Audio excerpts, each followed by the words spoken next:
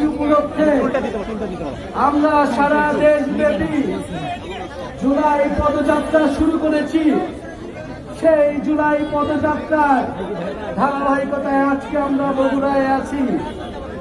বগুড়ায় এসে আমরা আপনাদের যেই স্বতঃস্ফূর্ত অংশগ্রহণ, যেই স্বতঃস্ফূর্ত সমর্থন পেয়েছি, আমরা আশাবাদী যে বগুড়া এনসিপির অন্যতম শক্তিশালী ঘাঁটি হতে যাচ্ছে। প্রিয় বগুড়াবাসী, আপনারা জানেন গত বছর জুলাই গণ অভ্যুত্থানে এই বগুড়ার ছাত্র জনতা বুক চিতিয়ে এই বগুড়া শহরে লড়াই করেছিল। 15-র অধিক শহীদ পরিবার রয়েছে এই বগুড়ায়, 500-রও অধিক আহত যোদ্ধা রয়েছে এই বগুড়ায়। এই বগুড়া বিগত 15-16 বছর এই ফ্যাসিস্ট সরকারের অধীনে রাজনৈতিক বৈষম্যের শিকার হয়েছে। বগুড়ার নাম শুনলে কোনো চাকরিতে নেওয়া হতো না, বগুড়ার নাম শুনলে তাকে কোথাও স্থান দেওয়া হতো না।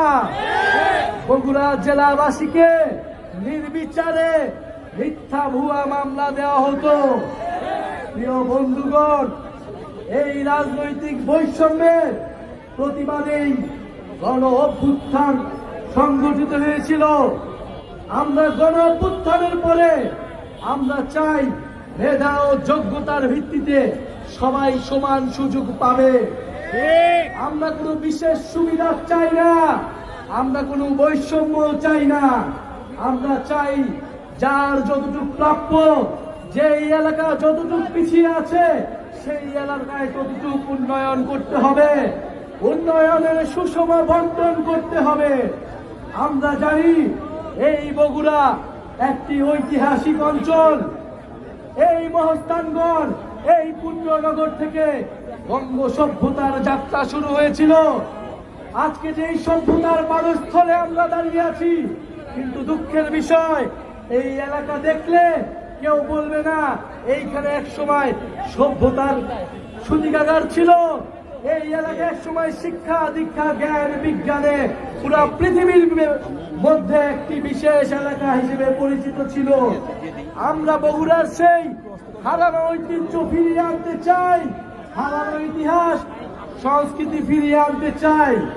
প্রিয় বন্ধুগণ, আমরা দেখতে পাচ্ছি বগুড়া এলাকার যে সিটি কর্পোরেশনের কথা থাকলেও বগুড়া এলাকার অপরিষ্কার অপরিচ্ছন্নতা এখানে নাগরিকদের ভোগাচ্ছে, নাগরিকরা নানান সুবিধা থেকে বঞ্চিত হচ্ছে। আমরা চাই অনিত বিলম্বে বগুড়াবাসী যাতে সকল নাগরিক সুবিধা পায় সেই ধরনের ব্যবস্থা নিশ্চিত করতে হবে। জাতীয় নাগরিক পার্টি বগুড়াবাসীর সকল নাগরিক সুবিধার জন্য লড়াই করবে। প্রিয় বন্ধুগণ, আমরা এই বগুড়া এসে শুনতে পেয়েছি যে এই বগুড়ার প্রশাসন নিরপেক্ষ আচরণ করছে না। 24-এর গণ অভ্যুত্থানের পরে আমাদের দাবি নিরপেক্ষ প্রশাসন, নিরপেক্ষ পুলিশ এবং নিরপেক্ষ আদালত নিশ্চিত করতে হবে। যদি কেউ সেই পুরনো কায়দায় দলবাজ প্রশাসকদের মতো আচরণ করে, তার পরিণতিও ফ্যাসিস্ট মুজিববাদীদের দোসরদের মতোই হবে। 18 সালের যারা ডিসি ছিল, যারা ভোট ডাকাতি করেছিল, তাদের কি পরিণতি হয়েছে? যারা 18 সালের নির্বাচনে নির্বাচন কমিশনার ছিল, তাদের কি পরিণতি হয়েছিল? এই দিন নয়, দিন কিন্তু সকলেরই আছে। এই গণ অভ্যুত্থানের 1 বছরের মধ্যে যদি আপনারা ভুলে যান ছাত্র জনতার ক্ষমতা কতটুকু, তাহলে আপনারা আবারও ভুল করছেন। এই বগুড়ায় কোন দলবাজ প্রশাসকের, কোন দলবাজ পুলিশ অফিসারের স্থান হবে না। প্রশাসককে, বগুড়ার পুলিশ, বগুড়ার আইন আদালতকে নিরপেক্ষ আচরণ করতে হবে, গণমানুষের পক্ষে থাকতে হবে, দলের পক্ষে থাকা যাবে না। প্রিয় বন্ধুগণ, গণ অভ্যুত্থানের পরে আমরা বলেছি নতুন বাংলাদেশ লাগবে, নতুন সিস্টেম লাগবে, নতুন আইন কানুন লাগবে। আপনাদের পুরনো খেলায় আমরা অংশগ্রহণ করব না।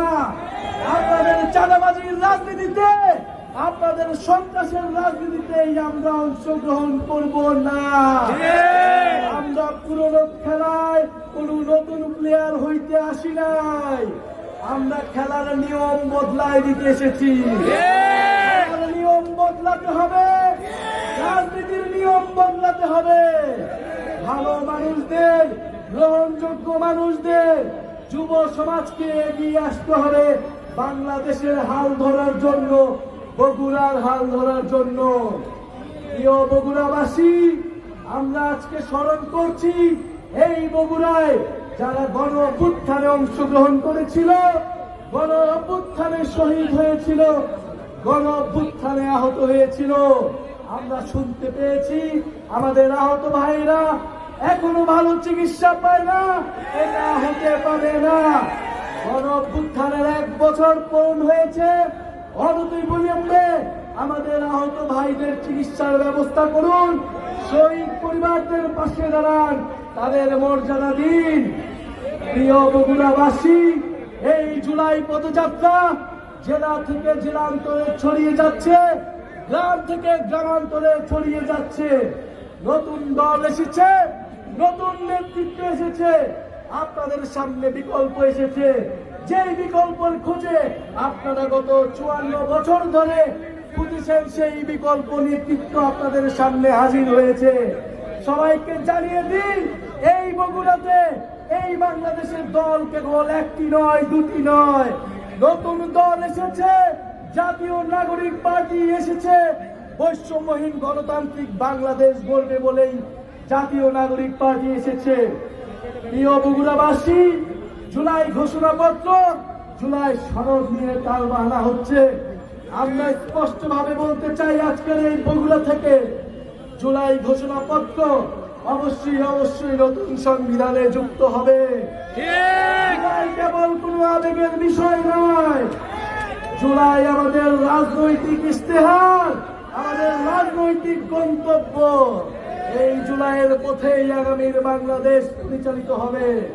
যারা জুলাইয়ের কথা, এই শহীদদের কথা, এই আহতদের কথা সংবিধানে রাখতে চায় না, তারা মুজিববাদের নতুন পাহারাদার। মুজিববাদের নতুন পাহারাদারকেও আমরা কিন্তু স্থান দেব না। মুজিববাদীরা পলাতক হয়েছে, মুজিববাদীরা ভারতে পালিয়েছে, কারণ এটা কোনো বাংলাদেশি পার্টি ছিল না, এটা একটা ভারতীয় পার্টি ছিল। প্রিয় বগুড়াবাসী, আমরা বলেছি গণ অভ্যুত্থানের পরে ভারত, পাকিস্তান, আমেরিকা, চীন কারো ইশারায় বাংলাদেশ পরিচালিত হবে না। বাংলাদেশের নির্বাচন, বাংলাদেশের রাজনীতি, বাংলাদেশের সবকিছু ঠিক করবে বাংলাদেশের জনগণ। আগামী 3রা আগস্ট শহীদ মিনারে আমরা জড়ো হচ্ছি।